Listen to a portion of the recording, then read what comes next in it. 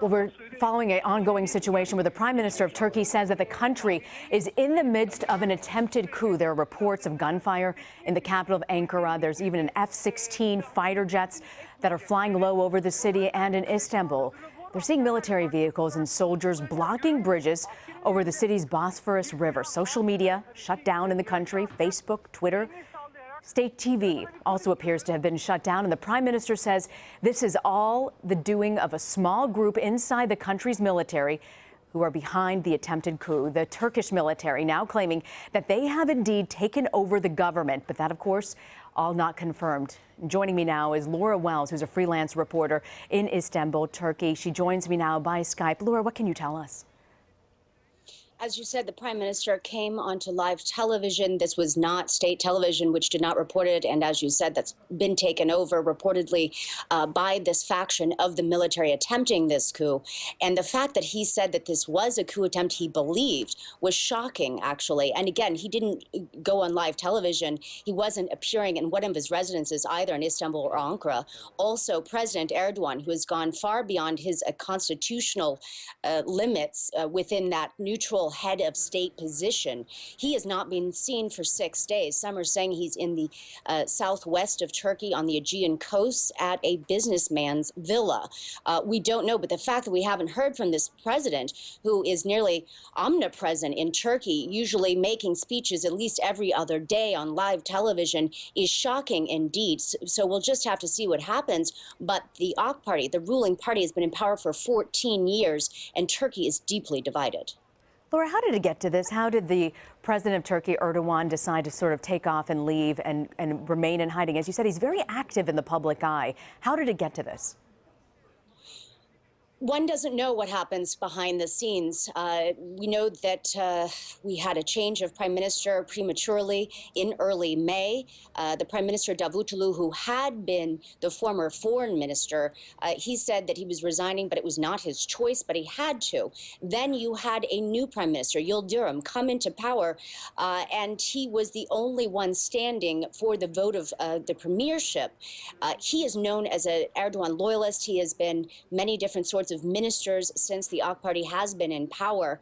And what we've seen most recently is Turkey trying to have rapprochements with governments that they've had little to no diplomatic relationships with. That includes Russia. Remember, Turkey in November of last year shot down that Russian flight that they said that fighter jet was broaching the Turkish airspace for a few seconds. Then also Syria. Turkey is one of the most vociferous countries against Assad in the world and has been since the beginning of Syrian civil war.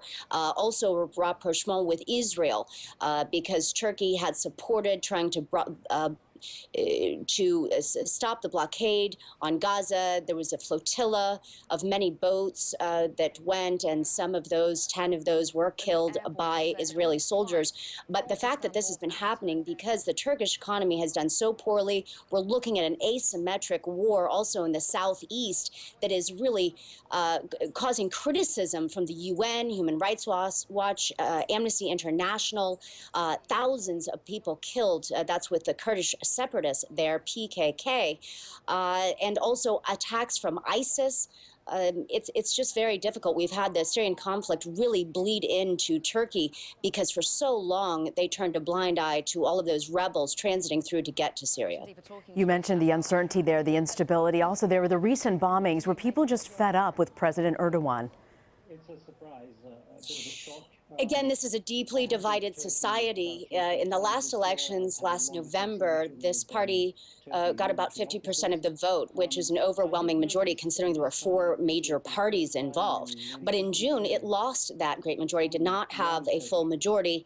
But once the fighting resumed, when ISIS attacked some Kurdish youths in the south, and then some Kurds said that they killed and attacked some police officers in vengeance, two of those right afterward. That is when the military relaunched this decades-long war against these Kurdish separatists, the PKK, in the southeast. Now we know about 500,000 are displaced from their homes. No journalists are allowed in. Many different towns and cities have been under curfew continuously, and reports of anywhere between 300 and 500 civilians killed in the strife. So it's been a long process, but Turkey is no stranger to military coups. There was a successful one in 1980, and the country lived under military rule for quite a while until elections could be established. That's a great reminder. You're absolutely right. I'm taking a look at the markets. The lira taking a major loss amid these reports that the army has seized control of the country. How is this going to impact the country economically at this point, especially if it feels like the leader of the country may or may not have just been taken over? That's a great question. Obviously, no one likes uncertainty, certainly not the markets. So in the near term, I think we should expect to see the markets really take a huge hit. Longer term, we don't know. Now, the AK Party, in part, has become so popular throughout the years because they were some of the biggest pro-business and outside investment. Now, a lot of that has been lost due to many different things, including the recent instability in Turkey, as well as the president going outside of his constitutional rights as president. So many people have called him an authoritarian, other worse names, even some analysts internationally. So we'll just have to see. But in general, most economists do not like to see military coups. If this were to be successful, we would just have to wait and see how quickly they could turn it over to have democratic elections. If it were a prolonged military rule, I don't think that the markets would do well whatsoever. Laura, we're taking a live look right now. On the left side, the picture you're seeing there is what is Turkey's equivalent of their Pentagon.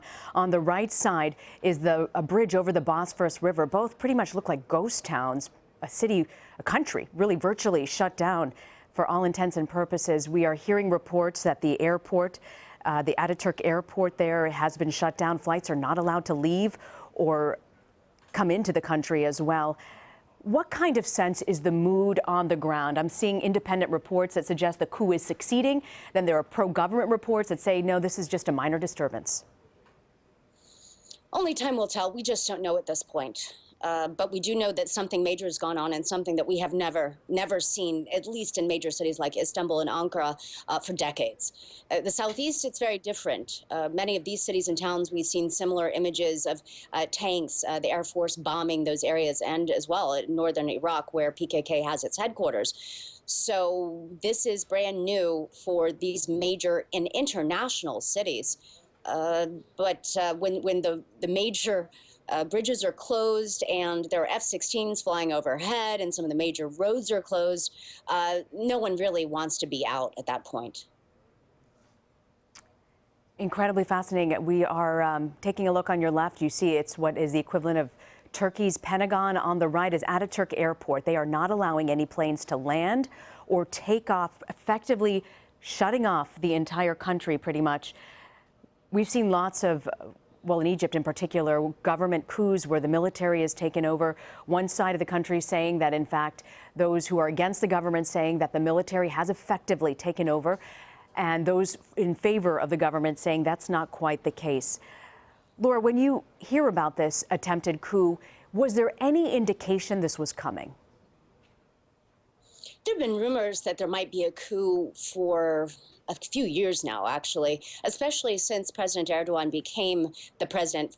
He was the prime minister. He could not run for another term under his party's rules, so he became president. Again, that was a neutral head of state. He did go into federal elections for that, but he had to leave his party to be, again, a neutral head of state. Once he became the president, which was really just a rubber stamper, really. It was more figurehead than anything. He has become truly the leader of Turkey, and he's been trying to change the constitution to become a presidential system, but not a presidential system like the United States with checks and balances. He said he would not allow what President Obama allows Congress to do.